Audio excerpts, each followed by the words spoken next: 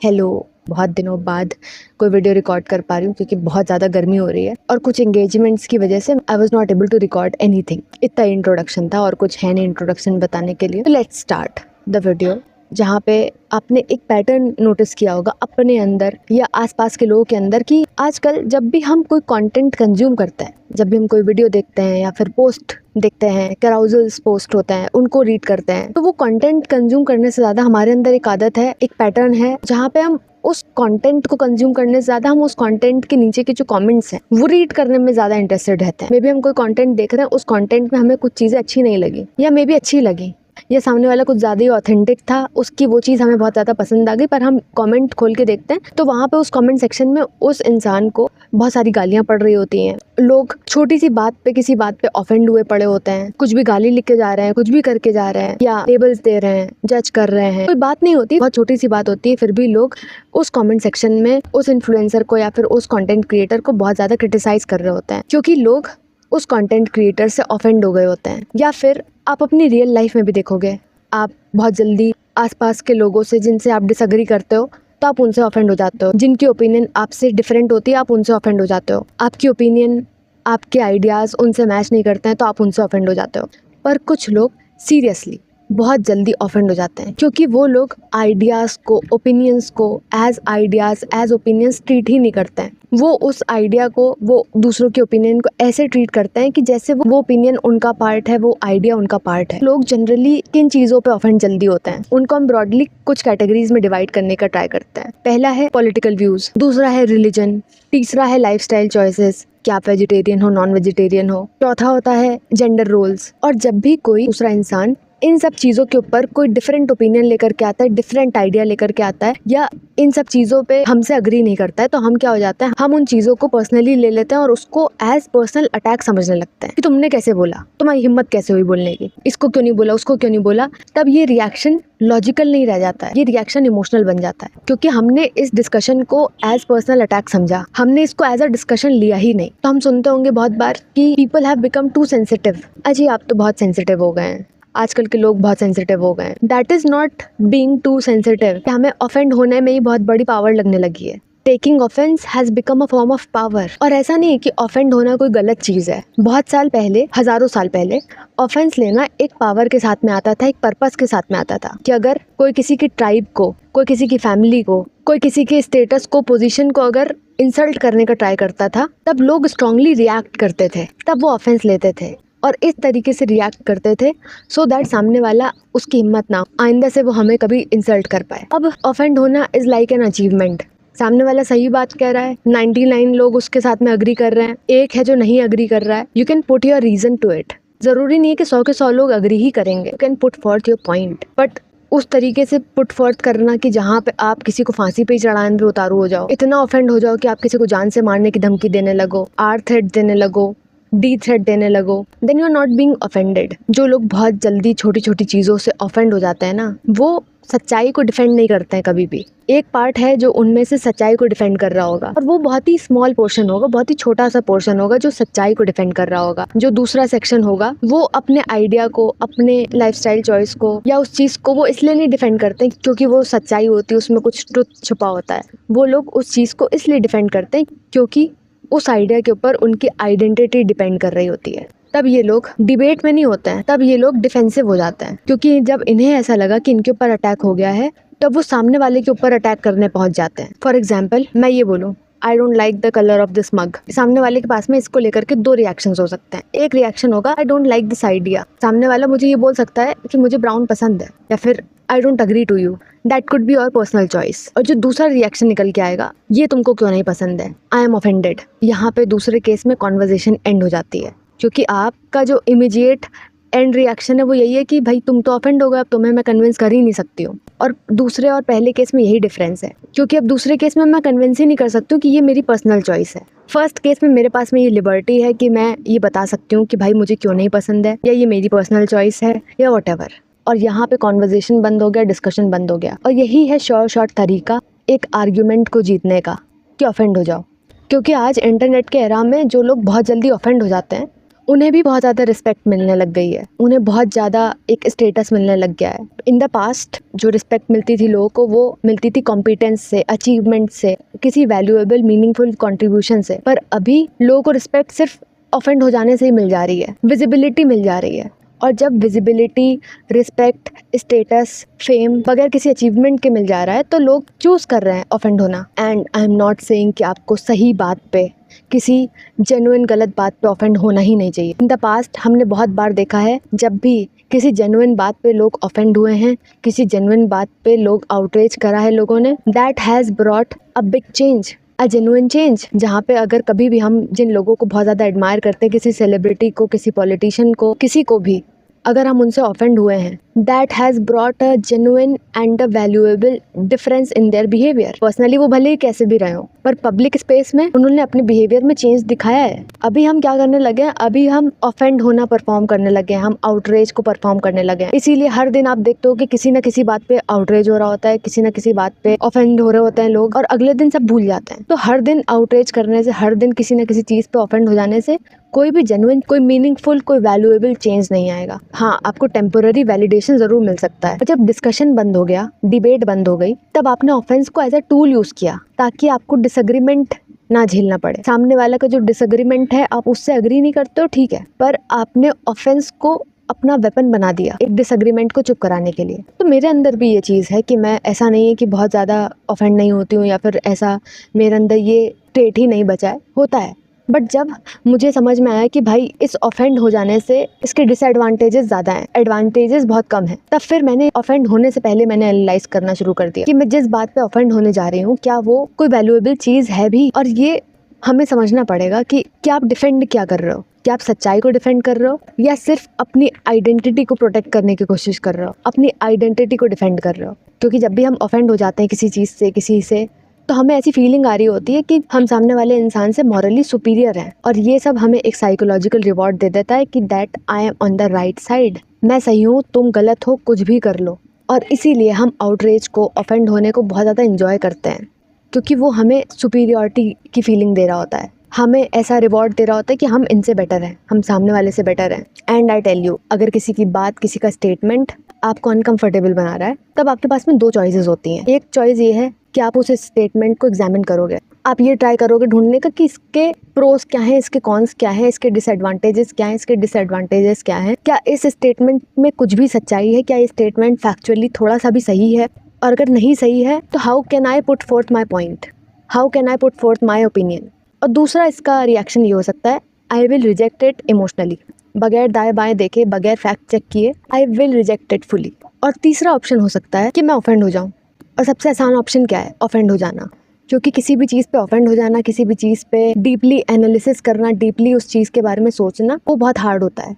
और emotionally react करना, offend हो जाना, वो बहुत आसान होता है। पहले हम अटेंशन देते थे क्रिएटिविटी को, पहले हम अटेंशन देते थे नॉलेज को, टैलेंट को, क्रिएटिविटी को, पर अब हम सबसे पहले अटेंशन देते हैं उन लोगों को जो आउटरीच कर रहे होते हैं। उनको सबसे ज़्यादा इंगेजमेंट मिलता है, फॉलोअर्स मिल जाते हैं, and that's why they perform outreach. और इसीलिए outreach is the new currency, being offended is the new social currency. तो ऑफेंस कल्चर का जो पहला मोटिव था वो ये था कि प्रॉब्लम को सॉल्व किया जाएगा, पर अब मोटिव क्या बन गया है? अब मोटिव बन गया है कि इनको पनिश करो, इनको फांसी पे चढ़ाओ, इनको कैंसिल करो, इनको मारो। And when I say that जो लोग बहुत जल्दी छोटी छोटी बातों पे बगैर इमोशनली रेगुलेट किए खुद को ऑफेंड हो जाते हैं, they are the most weakest person on the अर्थ।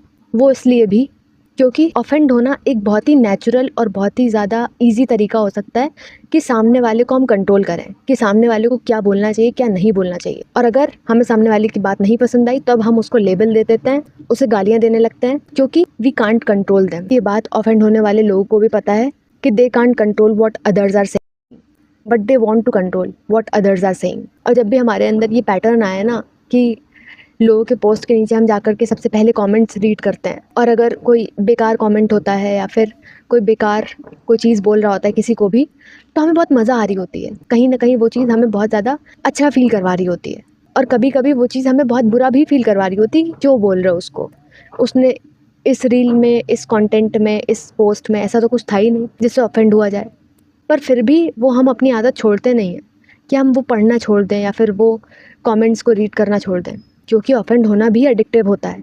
गुस्सा होना भी एडिक्टिव होता है, क्योंकि गुस्सा हमें एड्रेनलिन रश दे रहा होता है, डोपामिन हिट दे रहा होता है। जब भी कोई आपकी ईगो को चैलेंज करने वाले, आपके बिलीफ सिस्टम को चैलेंज करने वाले स्टेटमेंट्स देता है, आपकी आइडेंटिटी को चैलेंज करने वाले स्टेटमेंट्स देता है, तब जो हमारे दिमाग का एमिगडाला होता है वो इस तरीके से रिएक्ट करता है कि जैसे हमें किसी प्रेडेटर ने हमारे ऊपर अटैक कर दिया है। और जब हमें लगता है कि हमारे ऊपर किसी ने अटैक किया है, तब हम लॉजिकल रिएक्शन नहीं देते हैं, तब हम सर्वाइवल रिएक्शन देते हैं। जब आप अपनी पूरी आइडेंटिटी एक बिलीफ सिस्टम के अराउंड बना देते हो, एक लाइफस्टाइल के अराउंड बना देते हो, एक पर्सनैलिटी ट्रेट के अराउंड बना लेते हो, और जब उस बिलीफ सिस्टम के अगेंस्ट में आकर के कोई बोलता है, उस पर्सनैलिटी ट्रेट के अगेंस्ट में आकर के कोई कुछ बोलता है, या सामने वाला उस चीज़ से अग्री नहीं करता है, तब हम इंटेलेक्चुअली डिसअग्रीड फील नहीं करते, हम existentially disagreed, existentially threatened feel करते हैं। जब तक हम अपने बिलीफ सिस्टम को अपने आप से अलग नहीं करेंगे, अपने बिलीव्स को अपने आप से अलग नहीं करेंगे, तब तक हम अपने पर्सनैलिटी को, अपने बिलीफ को एग्जामिन भी नहीं कर पाएंगे, अपने लाइफस्टाइल को एग्जामिन नहीं कर पाएंगे।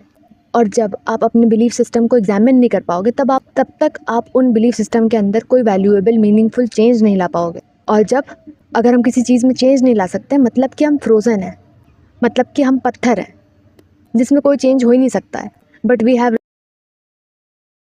क्योंकि हमने पूरी पर्सनैलिटी एक ऐसे आइडिया को डिफेंड करने में बना ली है, ऐसी चीज़ों को डिफेंड करने में बना ली है जो हमें 13, 14, 15 साल की उम्र में सिखाए गए थे, जब हमें इतना कुछ पता ही नहीं था। तो मेरे फ्रेंड सर्कल में ऐसे बहुत सारे लोग थे जिन लोगों ने अपनी दोस्तियाँ तोड़ दी हैं पॉलिटिकल बिलीफ की वजह से, अपनी आइडियोलॉजीज़ की वजह से, सो एंड सो रीजंस दे करके उन्होंने अपनी दोस्तियाँ तोड़ ली हैं। तो इससे हमें एक चीज़ रियलाइज़ होती है, आपने एक फ्रेज़ हमेशा सुना होगा, if you are the smartest in the room, तो वहाँ पे आपकी कोई ग्रोथ नहीं होगी। और वैसे ही अगर एक रूम है जहाँ पे उस रूम में आपसे कोई डिसएग्री ही नहीं कर रहा है, सब लोग आपसे एग्री कर रहे हैं, तो वो सबसे ज़्यादा डेंजरस रूम हो सकता है। सबसे डेंजरस पर्सन वो नहीं है जो आपसे डिसएग्री कर रहा है, सबसे ज़्यादा डेंजरस इंसान वो है जो इतना ज़्यादा फ्रेजाइल है, जिसने अपने आप को उन लोगों से सराउंड करके रखा हुआ है जो उनसे कभी डिसएग्री करेंगे ही नहीं।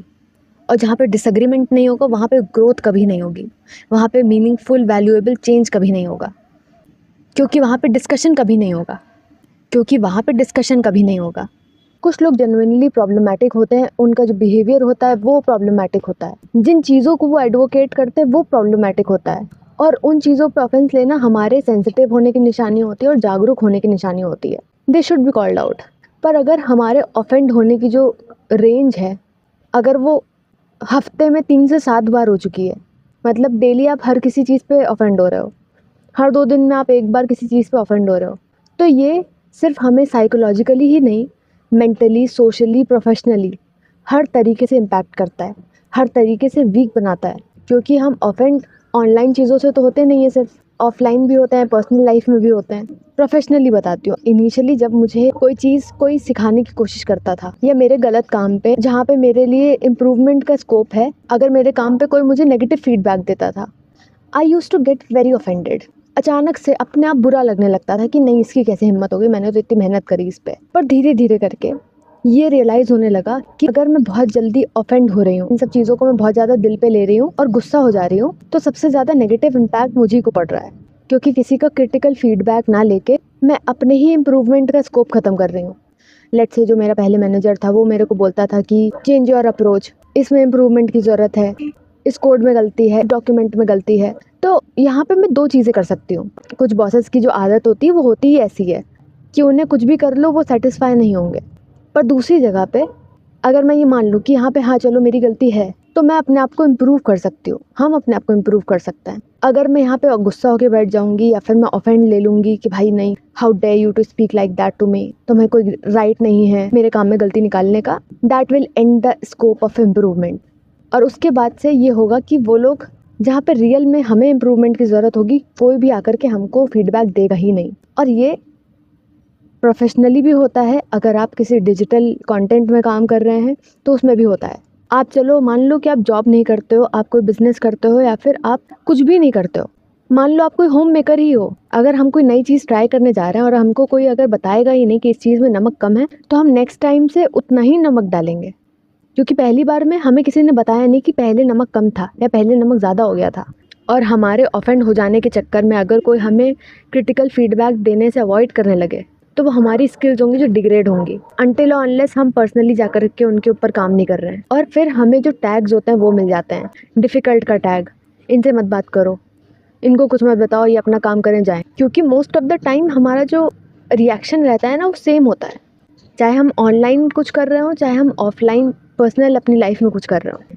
तो जब तक हम कोई चीज़ पर्सनली नहीं इम्प्लीमेंट करेंगे तो हम प्रोफेशनली भी उसको इम्प्लीमेंट नहीं कर पाएंगे। फिर ये हमारी आदत ही बन जाएगी कि हम डिस्कशन के दौरान अपसेट हो जाएंगे, जो भी कोई क्रिटिसिज्म होगा उसको हम पर्सनली ले लेंगे, बहस करेंगे तो वो भी इमोशनल बहस करेंगे जिसमें कोई सब्सटेंस नहीं होगा। And that actually weakens your professional reputation. और ये सब चीज़ें जब हम प्रोफेशनली नहीं कर पा रहे होते हैं, इसका एक रीज़न होता है क्योंकि हम वो चीज़ें पर्सनली भी नहीं इम्प्लीमेंट कर पा रहे हैं। तो ऐसा नहीं होगा कि हम किसी चीज़ पे ऑफेंड होंगे ही नहीं, किसी चीज़ पे हमें गुस्सा ही नहीं आएगा, किसी चीज़ से हम अनकंफर्टेबल नहीं होंगे ही होंगे। ऐसे हम माहौल में ही नहीं रहते, हम ऐसे एरा में ही नहीं रहते हैं।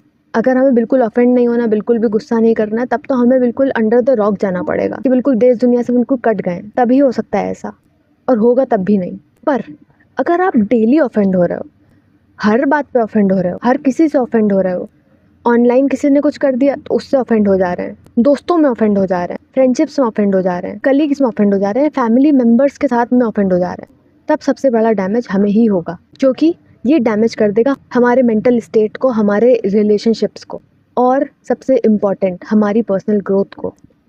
तो एक पर्सनल एग्जाम्पल से बताती हूँ। जब मैं इस ऑफेंड होने वाले एरा में थी और सामने वाले की बातें मुझे अच्छी नहीं लगी या उससे मैं अग्री नहीं करती हूँ, और जो वो बोल रहा है मुझे बिल्कुल भी उसकी बातें नहीं पसंद आ रही हैं, मुझे साफ साफ पता है कि वो गलत है, या हो सकता है उसकी नज़र में मैं गलत हूँ, पर मुझे अपने आप को राइट प्रूफ करना है उस मोमेंट पे।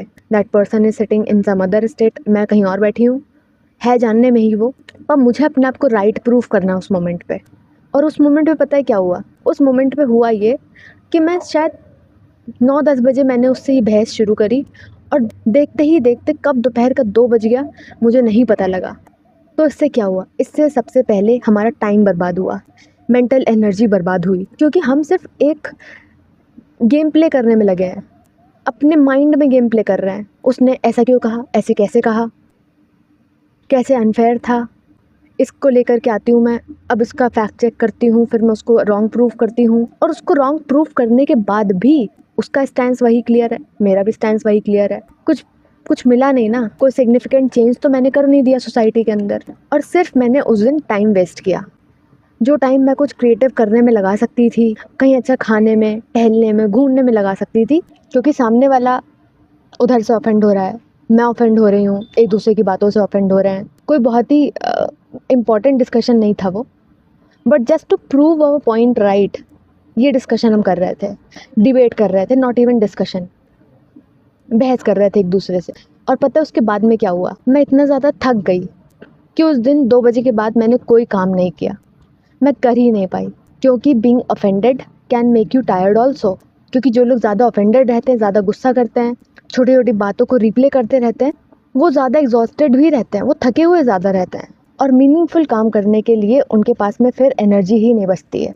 और उस दिन के बाद से बहुत सारे ऐसे इंस्टेंसेस हुए जहाँ पे हमारे पास बहुत सारी चीज़ें थीं लड़ने के लिए, बहस करने के लिए, एक दूसरे से ऑफेंड हो जाने के लिए, एक दूसरे की चीज़ों के ऊपर रिएक्ट करने के लिए, फैक्चुअली एक दूसरे को गलत साबित करने के लिए मेरे पास बहुत चीज़ें थीं, but I chose not to do it, क्योंकि मुझे पता था मैं बहुत ज़्यादा इमोशनली रिएक्टिव स्टेट में आ जाती हूँ, और this being offended can become my habit. सोचना मेरी आदत नहीं बनेगी, ऑफेंड हो जाना मेरी आदत बन जाएगी, क्योंकि चीज़ों को क्रिटिकली सोचना हमारी आदत नहीं बनेगी, ऑफेंड हो जाना हमारी आदत बन सकती है। क्योंकि किसी ने हमसे कोई स्टेटमेंट बोला तो हम रुक करके उसको इवेलुएट नहीं कर रहे हैं, क्योंकि मान लो हमसे किसी ने कोई स्टेटमेंट बोला जिससे हम बिल्कुल अग्री नहीं करते हैं, वो हमारे आइडिया के, हमारे बिलीफ सिस्टम के बिल्कुल खिलाफ है वो स्टेटमेंट उस सामने वाले इंसान का, बट हम रुकेंगे नहीं, हम पॉज नहीं करेंगे, हम इवेलुएट नहीं करेंगे सामने वाले के स्टेटमेंट को, बिटवीन द लाइंस नहीं पढ़ेंगे, पर सिर्फ रिएक्ट करेंगे। जब भी हम किसी से ऑफेंड हो जाते हैं या फिर हम किसी को डिफेंड कर रहे होते हैं तो हमें लगता है कि हम अपनी डिग्निटी को प्रोटेक्ट करने की कोशिश कर रहे हैं, बट अगर हम फ्रीक्वेंटली ऑफेंड हो रहे हैं, ये सिग्नल करता है हमारी इनर इनसिक्योरिटी को। सामने वाला डिक्टेट कर रहा है that how am I going to feel. Let's assume कि कमेंट सेक्शन में कई बार ऐसा हुआ कि लोगों ने मुझे स्टूपिड बोल दिया, या गंवार बोल दिया, 12वीं फेल बोल दिया, और व्हाटएवर, तो मैं क्या इस पे ऑफेंड होंगी? कभी नहीं। मैं इस पर तभी ऑफेंड होंगी अगर ये चीज़ कहीं से भी फैक्चुअली सही होती। क्या मैं 12वीं फेल हूँ? नहीं हूँ। क्या मैं गँवार हूँ? हो सकता है हूँ, पर मैं क्या अपनी नज़र में गँवार हूँ? नहीं। मोस्ट ऑफ द केसेस में हम ऑफेंड तभी होंगे जब सामने वाले के स्टेटमेंट में कोई सच्चाई होगी, और वो सच्चाई हमें इनसिक्योर बना रही होगी। और ये चीज़ मैंने बहुत ही लेट अपनी लाइफ में सीखी कि जब तक हम ईगो को और फीडबैक को, इन दोनों चीज़ों को अलग नहीं करेंगे, सेपरेट नहीं रखेंगे एक दूसरे से। कोई मुझे फीडबैक दे रहा है, इसका मतलब ये नहीं कि वो मेरी ईगो को हर्ट कर रहा है। जब तक हम ये नहीं समझेंगे तब तक हमारी कोई ग्रोथ नहीं होगी।